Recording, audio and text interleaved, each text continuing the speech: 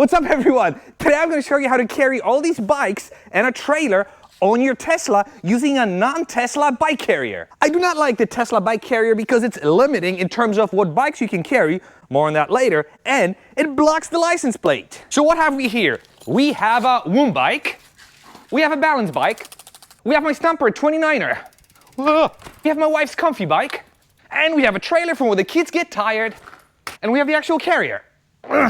It's heavy. I'm not tossing it. By the way, today's video is sponsored by Keys EV, keysev.com, for all your EV needs. I'm actually kidding, they're not sponsoring the video, but the owner is my dear friend, and I wanted to give him a shout out. Let's start with the basics.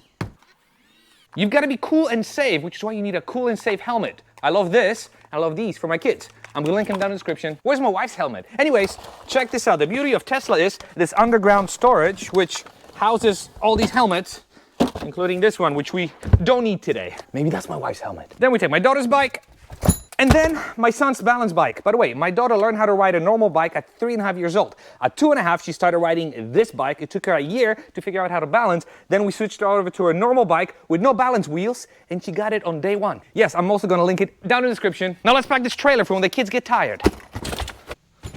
Oh, and always carry a bike pump. Now at this point I do wish the Tesla was more of an SUV than a coupe, because it's slanted here, so you have to pack all these things sort of deep in there because you don't want the hatch to hit anything. So let's see. And it's hitting something. Any bike person will tell you that Kuat is one of the best carrier brands in the world. This bike rack mounts to the tow hitch only if your Tesla has that $1,200 tow hitch option. Slide it in. Slide the safety pin in and lock it in place. Then slide it out as much as you can and tighten it.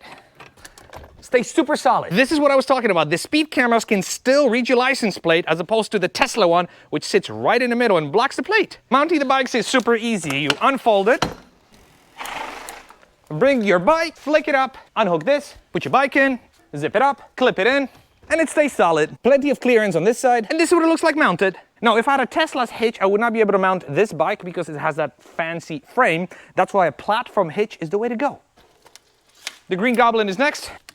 Nice and solid. But wait, I need to get something out of the trunk. Ah. Ta-da! Oh yeah! We are now ready for the adventure. Everything I used today is in the video description. Thank you for watching, and I'll see you in the next video. Oh, in case you're wondering, the backup sensors are only affected when you're backing up.